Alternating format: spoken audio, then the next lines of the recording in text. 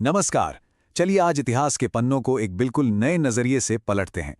हम अक्सर प्राचीन भारत के शक्तिशाली राजाओं और उनके विशाल साम्राज्यों के किस्से सुनते हैं, है ना? लेकिन आज की हमारी इस चर्चा का लक्ष्य सिर्फ राजाओं के महल तक सीमित रहना नहीं है। हम इतिहास की परतों को उधेड़ने वाले हैं। शाही दरबारों के भव्य पीआर कैंपेन से लेकर उन धूल भरी गलियों तक जहां आम इंसान अपनी रोजमर्रा की जिंदगी जी रहा था। तो चलिए बिना किसी देरी के इस विषय की गहराई में उतरते हैं। आज का हमारा रोडमैप कुछ इस तरह है। हम शुरुआत करेंगे प्रशस्तियों की शक्ति से, फिर समुद्रगुप्त के साम्राज्य का मानचित्रण देखेंगे, उसके बाद हर्षवर्धन और दक्कन की प्रतिद्वंदिता को समझेंगे, फिर हम नजर डालेंगे प्राचीन राज्यों के प्रशासन पर और अंत में जानेंगे आम लोगों के जीवन के बारे में। तो चलिए पहले भाग से शुरू करते हैं। एक, प्रशस्तियों की शक्ति। हम अपनी शुरुआत सामाजिक पदानुक्रम में बिल्कुल टॉप पर बैठे लोगों से करेंगे। आपने कभी सोचा है कि प्राचीन राजा अपनी इमेज कैसे बनाते थे? इसका जवाब है प्रशस्ति। सरल शब्दों में कहें तो ये प्राचीन काल का पब्लिक रिलेशंस या पीआर हुआ करता था। ये शब्द संस्कृत से आया है और इसका सीधा सा मतलब है किसी की प्रशंसा करना। हरिशेन ने इलाहाबाद में अशोक स्तंभ पर समुद्रगुप्त के लिए जो काव्य लिखा था वो इसका एक बेहद शानदार और क्लासिक उदाहरण है। जरा इस विवरण पर गौर कीजिए। राजा की प्रशंसा करने का ये तरीका कितना ग्राफिक है। इसमें समुद्रगुप्त को एक बेहद कठोर, युद्ध में तपे हुए योद्धा के रूप में दिखाया गया है, जिसके पूरे शरीर पर हथियारों के गहरे घाव हैं। और दिलचस्प बात देखिए, इन घावों को छिपाया नहीं गया, बल्कि इन्हें ही राजा की असली सुंदरता बताया गया है। लेकिन अब जरा उस योद्धा वाली छवि की तुलना इस सिक्के से कीजिए। क्या कमाल का कॉन्ट्रास्ट है ना?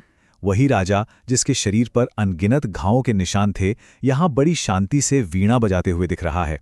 ये राजा के दोहरे स्वरूप को बहुत ही शानदार तरीके से पेश करता है। वो सिर्फ एक खूंखार लड़ाका नहीं था, बल्कि एक विद्वान और कलाकार भी था। आगे बढ़ते हैं भाग 2 की ओर। 2, समुद्रगुप्त के साम्राज्य का मानचित्रण। आइए देखते हैं कि प्रशस्तियों के ये बड़े बड़े दावे जमीनी स्तर पर कैसे काम कर रहे थे।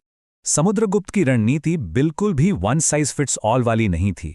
अलग अलग क्षेत्रों से निपटने के लिए उसने 4 एकदम अलग रणनीतियां बनाई थीं।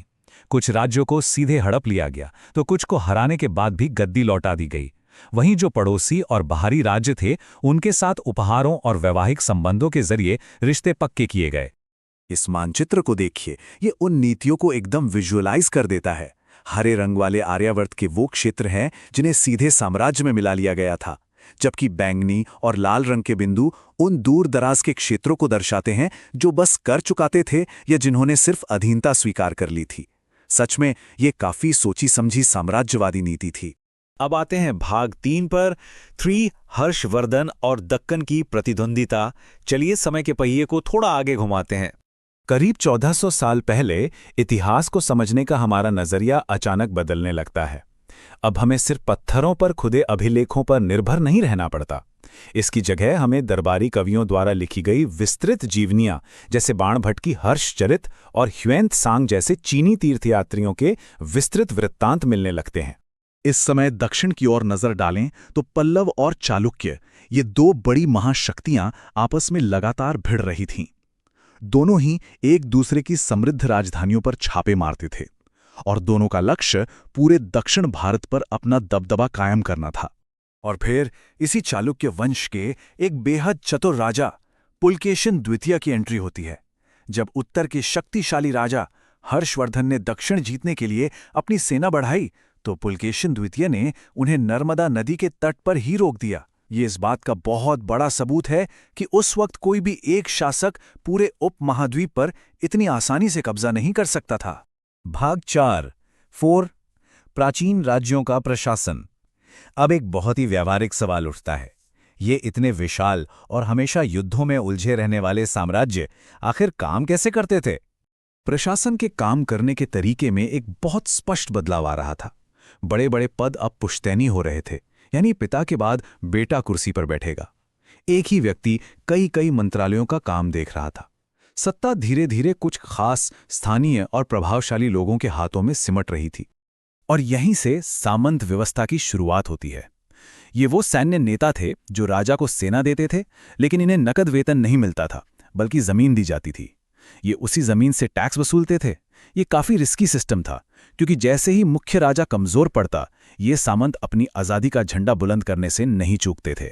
दक्षिण में स्थानीय स्तर पर काम कैसे होता था, इसे ये टेबल बाखूबी समझाती है। समाज में आपके रुतबे के हिसाब से कमिटियां बटी हुई थीं। ब्राह्मण भूस्वामियों के लिए सभा, गैर ब्राह्मणों के लिए और बड़े व्यापारियों के लिए नगरम। ये समितियां सिंचाई से लेकर मंदिरों के प्रबंधन तक सब कुछ संभालती थीं। और अंत में भाग 5 आम लोगों का जीवन।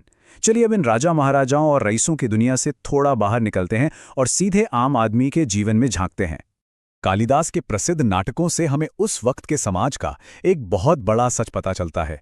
जरा सोचिए, भाषा खुद वर्ग विभाजन का एक बड़ा साधन थी। राजा और ब्राह्मण संस्कृत बोलते थे, जिसे एलीट माना जाता था, जबकि आम लोग और महिलाएं प्राकृतिक भाषा में बात करते थे। लेकिन ये विभाजन सिर्फ भाषा तक सीमित नहीं था। जिन्हें समाज में अछूत माना जाता था, उनके लिए तो भौतिक रूप से भी सख्त अलगाव था। विदेशी यात्रियों ने लिखा है कि इन्हें शहरों के बाहर रहने पर मजबूर किया जाता था और ये कुलीन वर्ग के लोगों के आसपास भी नहीं फटक सकते थे। इस सामाजिक अंतर को समझने के लिए कालिदास के नाटक की एक बेहद दिलचस्प कहानी देखिए। एक गरीब मछुआरे को मछली के पेट से राजा की एक खोई हुई कीमती अंगूठी मिलती है, लेकिन जब वो ईमानदारी से इसे राजमहल लेकर जाता है तो भ्रष्ट रक्षक और पुलिस वाले उसे चोर बताकर उसके साथ बदसलूकी करते हैं। और हद तो तब हो जाती है जब राजा खुद मामले को सुलझाता है और उस गरीब मछुआरे को एक बड़ा इनाम देता है। वही लालची पुलिस वाले उस गरीब को घेर लेते हैं और जबरदस्ती उसे अपने ही इनाम के पैसों से उनके लिए शराब खरीदने पर मजबूर करते हैं। जो हमें आज के इस विश्लेषण के अंत में एक बेहद चुभते हुए सवाल के साथ छोड़ जाता है। 1500 साल का इतना लंबा वक्त बीत जाने के बाद भी क्या एक आम आदमी और सत्ता में बैठे अधिकारियों के बीच ताकत का ये खेल वास्तव में इतना बदल गया है? इतिहास सिर्फ बीते हुए कल की दास्तान नहीं है, ये कई बार हमें हमारे आज की असलियत भी दिखाता है। इसी विचार के साथ हमारी आज की ये चर्चा यहीं समाप्त होती है। इस ऐतिहासिक सफर में हमारे साथ बने रहने के लिए आपका बहुत बहुत शुक्रिया।